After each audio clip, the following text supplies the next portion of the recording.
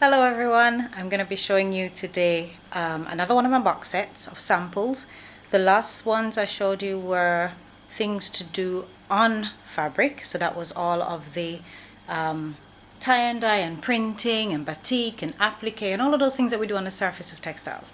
What I'm showing you today are the things to do with fabric. So if you've noticed my box, I've got lovely little pleating going on here, and the entire box is covered in patchwork fabric. So you're going to be looking at samples in here today. Now, I am not going to be showing you how to make these. I'm just going to be showing you the samples, and hopefully they will inspire you if you're somebody doing textiles or fashion, or you just want to make something for home. Hopefully you'll find some good ideas here. So I'm starting off with these on top, my fabric flowers. There are tons of videos you can find online that show how to make different flowers. You've got rosettes, you've got ones with petals, you can use buttons as centers, you can just have all the petals sewn together. This one's got a little bit flattened because it's been in the box. You can use all sorts of different types of fabrics, things that are stiffer or things that are lighter. This one is basically just a spiral of fabric that is twisted with a button in the center. So, fabric flowers, you can use these on hair clips, you can use these on the front of a book, you can use them on clothes, decorative items on cushions, all sorts of stuff. Right, so fabric flowers, all different ideas you can do with those. What else do we have? We have this thing here called smocking. Now, smocking, this type of smocking, was something that was originally done before we had elastic. So it was a way of creating a little bit of give in the fabric. You almost kind of embroider the pleats together. So there's areas where it can kind of open up, and that's why I've left the bottom of this loose so you can see what it would look like. We see a lot of these now on little girls' dresses. Even though we do have elastic to make our lives easier, they're still used very decoratively. So that's one type of smocking. Smocking is basically a decorative way of pleating fabric. You could think of it that way. There are other types of smocking. I think this one is called Canadian smocking. Mine's a little bit flat because they do sit in the box, but generally these would be a bit rounder. This is rose smocking, and I don't know if you can see it very well, but the four areas here would form a little petal that would look almost like a rose with a little pearl in the center. Unfortunately mine are flattened because they've been sitting in the box, but these would normally be sitting up like this. Now what I like with the rose smocking is that both the front and the back, that's the back, are quite interesting. These are same pieces of fabric. It's I don't remember what it's called now, but anyway, it's the same piece of fabric. Looking at the front and the back, and when you do rose smocking, let's move that one out of the way, you get these lovely kind of rose patterns on the front, and then you get these diamond square shapes on the back. Now this is done by first creating a grid on the back of the fabric, and then you make tiny little stitches pulling corners of the grid together in a certain way. We've also got, I can't remember what this one's called, but it's a type of smocking as well, where you basically make a circle and then stitch that circle together. And this works really well with a stretchy fabric that allows you to pull these circles, creating those diagonal lines in the design.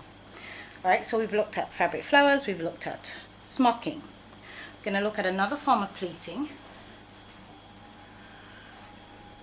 We've got, alright, these are regular pleats. Oops! Meant to brush that off, knocked it straight out the shot. Everybody's familiar with this. You fold a piece of fabric, you stitch it down, you have some sort of pleat. So this is just pretty straightforward regular pleating. You've also got this one that I really like, which is Mexican pleating. And with Mexican pleating, you do a series of pleats and then stitch across those pleats in one direction, folding them down flat, and then stitch in the opposite direction, which folds the pleat backwards on itself. So it creates a zigzag. So I would have stitched on the center first, here, and then the pleats are pushed back on themselves, stitching back up that way. So you create this zigzag. So apart from pleats, we've also got pintops. Pintops are basically just a very fine type of pleat, but instead of just folding the fabric and stitching it at the top, you're stitching all the way along that pleat. And you see these very often on men's shirts, on the front of shirts, or on little girls' clothing as well. But of course, you can be used in lots of different ways. So I've got here a series of very fine pintops. I didn't actually measure these. You can measure them and get them very neat. I just pleated and stitched. I've done, these ones obviously are parallel to each other. You can stitch them in different directions. So this is sunburst. And of course, you can also overlap them so that you create diamond pintops by doing your pintops in one direction and then stitching your pleat or your pintop across it in another direction. Now, pintops are things that we see on shirts. Here's something else we see on shirts a lot, or on cushions. Ruffles. We see these on the ends of cushions, on clothing, the bottom of a little girl's skirt when you want it to look very pretty and fluffy, and on men's shirts. You can imagine this with some buttons going on the front. This reminds me of those shirts that Prince wore, the big fluffy ruffles on the front. So we've got fabric flowers, we've got smocking, we've got pleating, we've got pintops, we've got ruffles, and here I'm just going to show you a couple of ways of manipulating fabric by weaving. So in this case, I wanted it to look a little bit more rugged, so of course you could cut this nice and neatly. I ripped my fabric into strips and then just hand wove them together. So if you think about what happens with fabric on a smaller scale, that's basically what I've done on a much larger scale, weaving. And that's going to lead into my next video, because I'm going to show you some hand weaving in the next video. This one I absolutely love. We used this a lot when I was a young lady, my mom and I, to make rag rugs. So I've done this with a kind of meshy fabric. I don't know what this is called. I found it in a fabric store somewhere. It's this little kind of mesh. Maybe you guys out there can tell me what it's called. But yeah, anything that has an opening of weave. I've used woven fabrics here, kind of t-shirt fabrics. You can cut them into strips and pull them and they'll roll. And then I've just hand woven these through. I've put, I think I put this on a really big needle and use the needle to pull it through.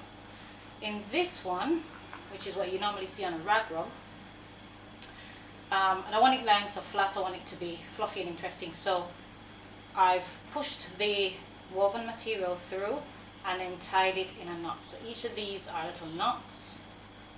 So you leave two ends just sticking up, sticking up, sticking up where you've tied those knots, and then of course you can trim all of that when you're done. Now finally, these are my favorite. I love doing these. It was so much fun. Slashing. I've sewn together layers of material and then just sat down and cut away sections. So in this case, there are scraps of different fabric that were laid down. Let's look at this one first. And then it's overlaid on top with this kind of grey khaki colored material. And then I did rows of stitching, I did grid patterns, sewing in different directions, and then just slashed. Took a scissors, a very sharp scissors, and cut through. In this case, I've cut through all the different layers. Now if you put this through the washing machine, or even just give it a good hand wash and get it all rough like that, these layers start to show through. Same thing was done here. The only difference is that the top fabric was quite colourful, so I've used a piece of tie and dye material on the top, and there's other tie and dye fabrics inside this that were all layered together So basically you create a sandwich. You've got a big piece of fabric on the top, big piece of fabric on the bottom, lots of little scraps laid out in the middle. You stitch it all together and then you cut. These, I believe, were used a lot during that time in history. Somebody can tell me what time period it was. King Henry VIII, those kind of garments, and they were used on the sleeves where they wanted to bring in elements of color and texture. But that is really good fun. Now, I'm not showing you how to do these today. I'm just showing you different things that you can do with fabric. You can slash, you can weave, you can make pintops, you can make ruffles, you can do smocking, pleating, all sorts of different types of smocking. You can make big textural elements like flowers. I hope this has inspired you. If you're looking for ideas and you didn't know what to do, or you're thinking, what can I do with the fabric to make it more three-dimensional? Here are some ways, and I've not added anything. There's nothing there to stiffen the fabric. It's just using what I have and just trying to find ways of making the fabric more three-dimensional. Now this came about because, once again, I had to teach this. For those of you who know me, I grew up in Jamaica, went back to live in England and studied and taught there for a while. And then I came back to live in Jamaica. And here, when I came back to live here and had to teach in Jamaica, one of the things I had to teach was textiles. I'd done a lot of it. I hadn't taught it in England, but I had to learn it here so that I could teach it here. I did all the tie and dye and the surface decoration, but then the syllabus changed and we had to teach textiles manipulation. And I constantly got students saying to me, Miss, what does that mean? What does that mean? So I went off and experimented. I went online, I looked at YouTube videos, and I found all of these beautiful ideas and tried them out and then created samples. So that's it. I've learned from it. Gotta continue to learn as a teacher myself. I've got to learn so that I can teach others. I hope this has inspired you. Click that subscribe button, click that notification bell, and you have yourself a great day. Thank you.